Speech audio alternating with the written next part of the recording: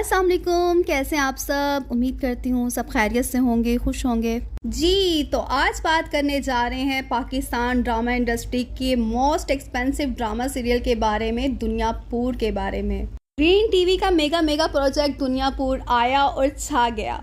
जितनी इससे एक्सपेक्टेशन थी, इसके ट्रेलर्स देख के जो सोचा था, इसकी 2 एपिसोड आई हैं, एपिसोड नंबर 1 और 2, और उसमें जो एक्शन है, जो मूव्स हैं और जिस तरह से उनको कैप्चर किया गया है, फायरिंग, ब्लास्ट, सब रियल लग रहा है। कैमरा वर्क अमेजिंग, सिनेमाटोग्राफी का शाहकार हो गया ये ड्रामा सीरियल दुनियापुर की कास्ट में हमें नजर आते हैं बड़े बड़े नाम। नुमान एजाज, मंजर सहबाई, रमशा खान, खुशहाल खान, समी खान, शामिल खान, नैयर एजाज, अली रजा।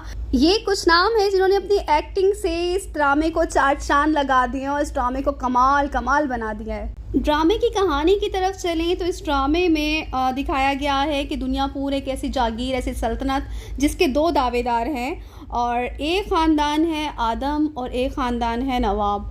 और आदम और नवाब ख़ानदान के बीच में इस जागीर की सल्तनत को पाने के लिए, हुकूमत के लिए जंग जारी है। और फ़िलहाल तो इसमें ये दिखाया गया है कि आदम के हाथ में हुकूमत है, जबकि नवाब उसको गिराने के लिए कोशिशों में लगा हुआ है। दुनियापुर की हुकूमत पहले नवाब ख़ानदान के पास ही थी, जबकि आदम उनके नौकर होते थे। और लेकिन अभी आदम ख़ानदान आधे से ज़्यादा दुनियापुर पे हुकूमत करता है, और ये चीज़ नवाबों से हज़म नहीं हो रही, और वो अपनी जागीर, अपनी हुकूमत को वापस पाने के लिए कुछ भी करने को तैयार हैं। इन दोनों ख़ानदानों के दरमियान लड़ाई झगड़े फसाद चलते रहते हैं। नवाब और आदम की लड़ाई में काफ़ी खून खराबा भी हो चुका है। आदम ने नवाब के 3 बेटों को मार दिया है, और उसका सिर्फ एक बेटा ज़िंदा है जिसका नाम है फरहाद, और एक बेटी ऐना। और जबकि आदम के 2 बेटे हैं, नायाब और शामिर, और एक उसकी बेटी है। नुमान एजाज के बड़े बेटे नायाब को बहुत गुस्से का तेज़ तरार दिखाया गया है, जबकि शामिर को बहुत सुलझा हुआ और पढ़ा लिखा दिखाया गया है। नुमान एजाज के असले के गुनाह में नवाब के आदमी हमला कर देते हैं, और उस हमले में उसके बहुत सारे आदमी मारे जाते हैं, लेकिन नायाब अपनी जान बचाने में कामयाब हो जाता है। और लेकिन इसके बाद वो अपने आपे से बाहर हो जाता है, अपना कंट्रोल खो देता है, और वो कुछ भी सोचे समझे बिना अपने आदमियों को लेके नवाब ख़ानदान के घर पे जाके अटैक कर देता है। और इसमें उसका साथ देता है शामिर, खुशहाल खान, और वो बहुत मज़े के सीन थे। फरहाद जानता था नायाब के गुस्से को, और एक किस्म का ये ट्रैप था। उसने अपने आदमियों से हमला इसीलिए करवाया था कि उस तरफ से कोई रिएक्शन आए और उसको कोई काम करने का मौका मिले। और तो इतनी चाल में हो गया है कामयाब। नायाब अपने गुस्से में बेकाबू होकर वहाँ चला जाता है, उनकी घर पे जाके धावा बोल देता है अपने आदमियों के साथ। लेकिन इस लड़ाई में नायाब ज़ख्मी हो जाता है और वो पकड़ा जाता है, और शामिर को ऐना, उसकी बहन, फरहाद की बहन ऐना चाकू मार देती है, वो भी ज़ख्मी हो जाता है। नुमान एजाज तक ये खबर पहुंचती है कि उसके दोनों बेटे शायद मर चुके हैं, तो पूरा ख़ानदान बहुत ज़्यादा अफसोस में बैठा होता है, अफसुर्दा होकर सोग में। लेकिन फिर उनको ये खबर मिलती है कि नायाब पकड़ा गया है, जबकि शामिर ज़ख्मी हालत में अस्पताल में है। तो नुमान एजाज, सब लोग शुक्र अदा करते हैं कि अल्लाह का शुक्र है उसके बेटे बच गए, ज़िंदा हैं। तो नुमान एजाज हॉस्पिटल जाता है शामिर की, और दोबारा उसका यही प्लान होता है कि वहाँ जाएगा, नायाब को छुड़वाने के लिए वहाँ हमला करेगा और नायाब को वापस लेके आएगा।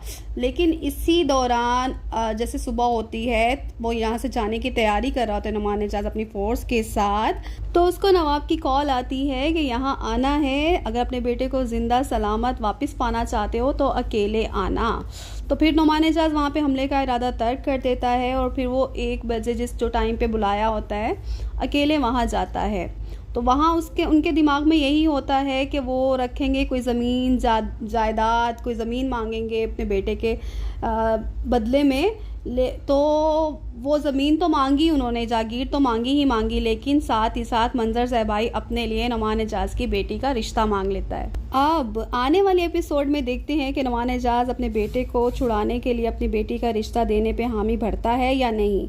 लेकिन होगा यही कि नुमान एजाज अपनी बेटी का रिश्ता दे देगा। जैसे कि रवायात ही ऐसी चली हैं कि हर लड़ाई में, झगड़े में, कत्ल में, गारत में सुलह सफाई के लिए बेटियों को ही आगे किया जाता है। तो यहाँ भी वही रवायत ज़िंदा रखते हुए वो अपनी बेटी का रिश्ता दे देगा और अपने बेटे को छुड़ा लेगा। दो ख़ानदानों की लड़ाई में, झगड़े में और एक लव स्टोरी जन्म लेगी रमशा खान और खुशहाल खान की, जो कि ऐना और शामिर के करैक्टर में है।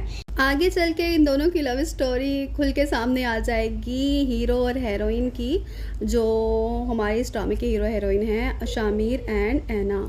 और इस ड्रामे में समी खान का जिक्र ना करना ज़्यादती हो गई। बहुत पावरफुल करैक्टर एसएचओ के करैक्टर में आए हैं इस ड्रामे में समी खान, जो कि हमारे ड्रामे के हीरो बनने वाले हैं। लेकिन दुनियापुर में आते यहाँ के हालात जो उनको पेश आए हैं, जो उनके साथ सलूक हुआ है, वो खुद को ज़ीरो समझ रहे हैं। आगे चल के समी खान का करैक्टर बहुत बहुत पावरफुल होने वाला है। अब बात की जाए नुमान एजाज के साथियों की, तो उसके साथी का जो बहुत करीबी साथी है, तो वही गद्दारी पे तुला हुआ है। तो उसका करैक्टर समझ में आएगा आगे चल के, क्योंकि वो खुद दो हाथियों की जंग में हाथियों को गिरा के खुद उसकी जगह लेना चाहता है।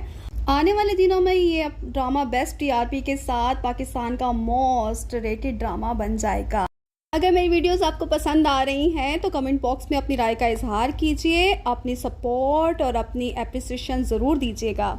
अगर आपको मेरी वीडियोस अच्छी लग रही हैं तो वीडियो को लाइक करें, चैनल को सब्सक्राइब करें। मिलते हैं अपनी नेक्स्ट किसी वीडियो में, तब तक के लिए अल्लाह हाफिज़। अपना बहुत ख्याल रखिएगा। Thanks for watching.